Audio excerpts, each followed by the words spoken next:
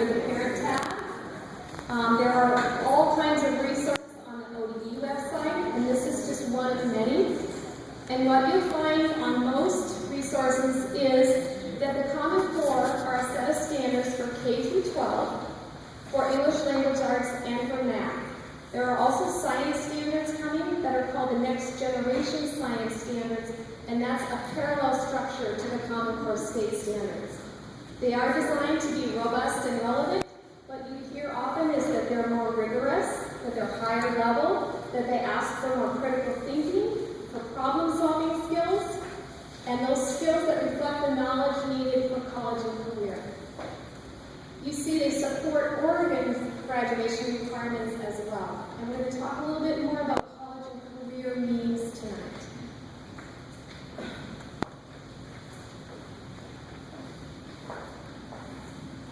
Okay, so college and career readiness. So the new standards are really intended to prepare students for success in college and the workplace. And many times you hear that expression, college and career readiness, and so we want to take that apart a little bit tonight and talk about what does that actually mean when people say college and career ready. What does that actually mean? So for us, I would say that Beaverton has really spent time really thinking about this and really defining it in a more specific way so that we're really clear on what that looks like for all of our students. When you think about college readiness, for us that really means that graduates have the skills they need to do well in college. College being not just a four-year college or university, but any program, any program that will lead to a degree or a certificate of some kind. So we're not defining college just to mean a four-year university. And truthfully, we really mean ready, that we want students to be able to graduate and ready to take credit-bearing courses in college.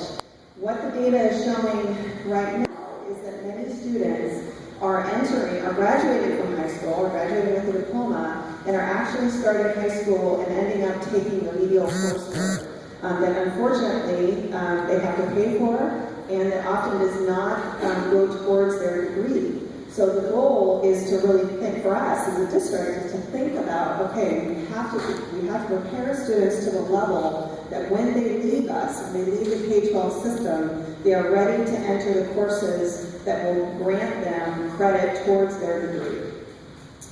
On the career side, for us that means that high school graduates are qualified and able to do well in long-term careers. And a career doesn't just mean a job, it means a profession that lets graduates succeed at a job and then earn a competitive wage. So in truth, what research shows is that the skills and the knowledge and the disposition necessary to be successful in college is really synonymous with what's necessary to be successful if a student decides to enter a career pathway. And a career pathway meaning they might start at an entry-level job, but we want them to have the capacity to move forward to whatever position they would like within that career pathway. So whether a student chooses college or whether a student chooses a career pathway, we want to make sure that they're really equipped with those skills and knowledge to be able to do well, to be competitive, and earn a decent wage. So in Beaverton, we have really spent time developing what we call our full option graduate profile. And if you open the colorful trifold document, let me grab that, hold on.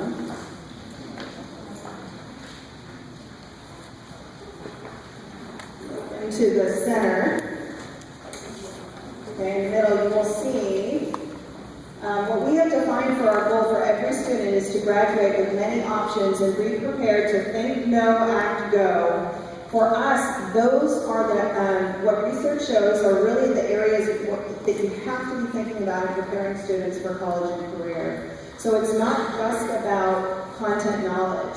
There are many other pieces that really are part of preparing a student to be ready for their next step once they leave us.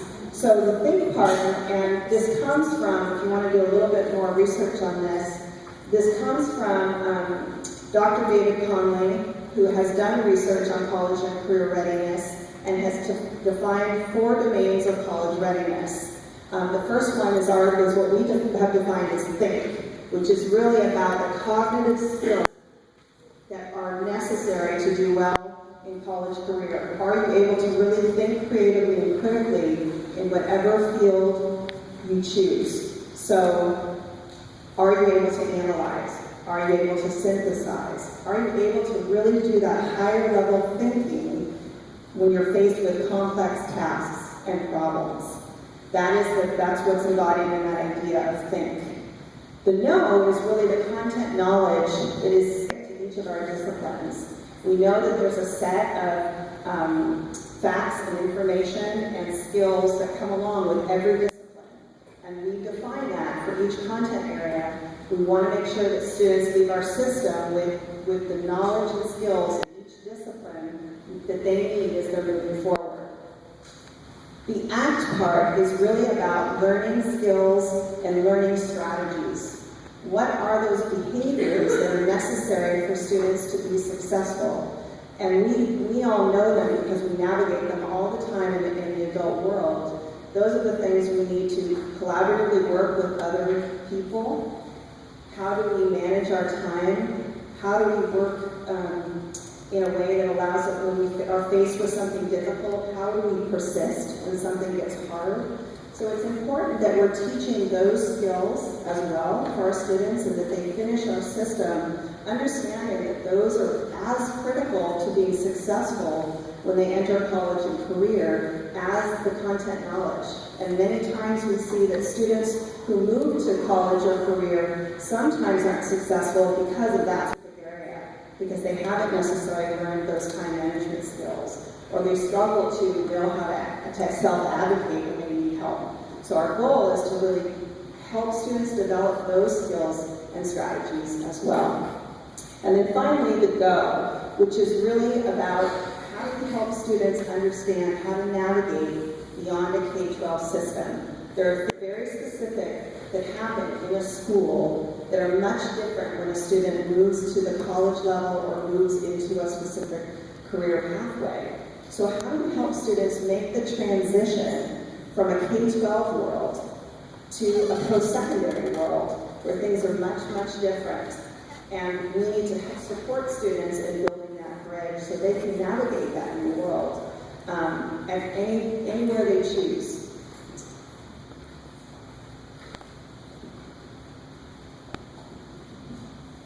So the Common Core State Standards have been established to help prepare students for college and the workplace, but they've also been established so that in our state, no matter what city you're in, the students will be working toward the same standards, so that we have common standards across our state, and of course across 44 states that have adopted the Common Core State Standards. What they do not do is dictate how a teacher gets there. And I think this is one of the pieces of information that's really, really important for you to know and understand. That even though the standards are the same, the path will look different. Because any good teacher begins with the needs of her or his students. So you start with the needs of the students, you look at the standards, and you determine the path. So we are not being told what materials to use, how to use them, etc. Teachers have the liberty to be able to, together in teams, work toward success with the standards given their students. So I think that's one of the myths, is that with the Common Core State Standards, we're being told how to teach.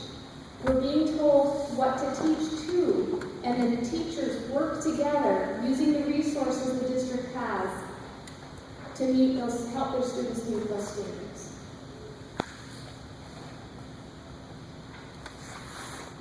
So we're going to talk a little bit about the shifts in the standards.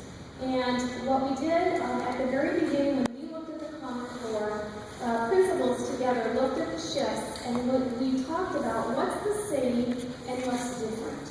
Because there is some that's quite a bit the same as what we're used to. So for English language arts, there is a call for more nonfiction. But this isn't new. In 2000, we were increasing our classroom libraries. We were increasing the amount of nonfiction, knowing that adults in our world read 95% of their reading is nonfiction. So we began increasing our classroom libraries in 2000.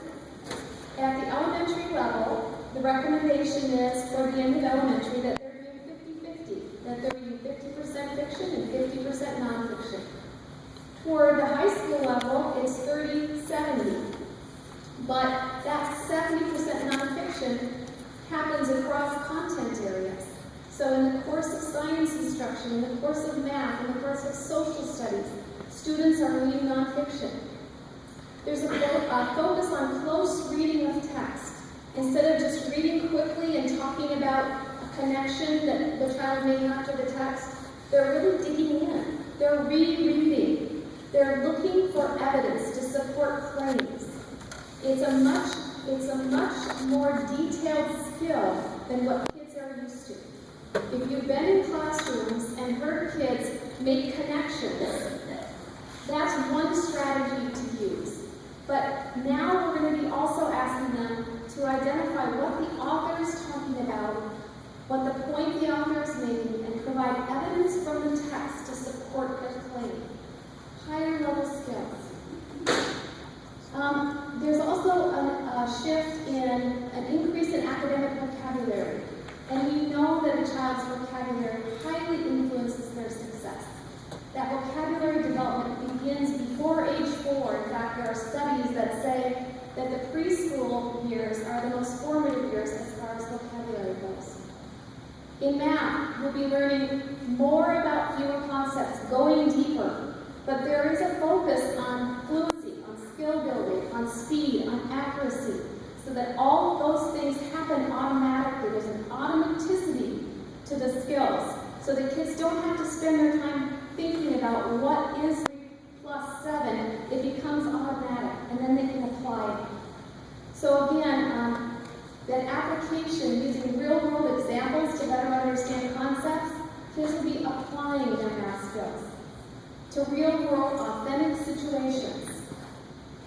So those are some of the shifts that we've seen in the new standards. I'm going to let Robin share a little bit from the secondary perspective. Really, at the secondary level, as Jan mentioned, on the nonfiction, because this has been a point of question and much debate across the country, really, about the shift towards nonfiction. I paid very close attention to this debate because I'm a former high school language arts person. I love literature, and the idea of departing from that was hard to think about. But what I've been really pleased to see is the understanding that with the Common Core, we still be reading great literature in our English classes.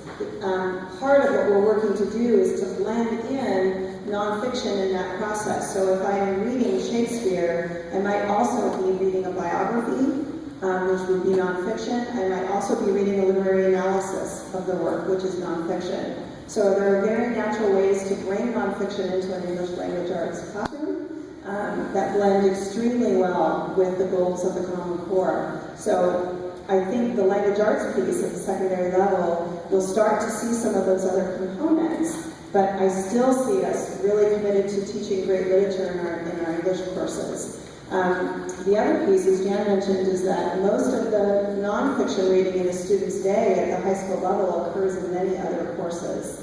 If you think about a student's day, English language arts is usually one of 6 or 7 courses that is taking in their schedule. So that 70% is actually fairly easily captured if you think about the context of reading in a social science class, reading in a science class, reading in a foreign language classroom. So there's much to think about around that idea, that commitment to nonfiction and opportunity there for us. So other pieces, as Jan mentioned too, the evidence, what has really struck me is the commitment to evidence-based argument, both in writing and in oral presentation from students. The ability to construct an argument, to bring together information and know how to build a thoughtful argument. And the capacity to do that in so many different content areas is something that really has captured the attention of our teachers. So those are just a few that I would mention in regards to English language arts. For math, We will see there's been lots of question about students not being able to reach calculus because of the Common Core. I've seen that. I'm not concerned about that because of the depth of knowledge and skills that our students are getting in their K-5 and their 6-8 experience in Beaverton. We have such a strong math foundation building there that our students are going to be very well prepared to take those advanced courses for those who are interested. The new diploma, the Oregon's new diploma, and this came before the Common Core really, is the understanding that math credit at high school level has to be Algebra 1 and beyond. So the commitment in the state of Oregon, long before the Common Core, was that for students to graduate from high school, they have to have 3 credits in math beyond Algebra 1 and beyond. And so that came before the Common Core. So that's work that we have already started doing as a district to make sure that our students can achieve at those levels. So as you walked in, you picked up another document called Working with the Shifts, what parents can do to help their children learn. We're going to spend a few minutes reading that document. It has an English language arts section and a math section. And then think about what you notice, what the shifts are, and what you're used to. When you're done, again,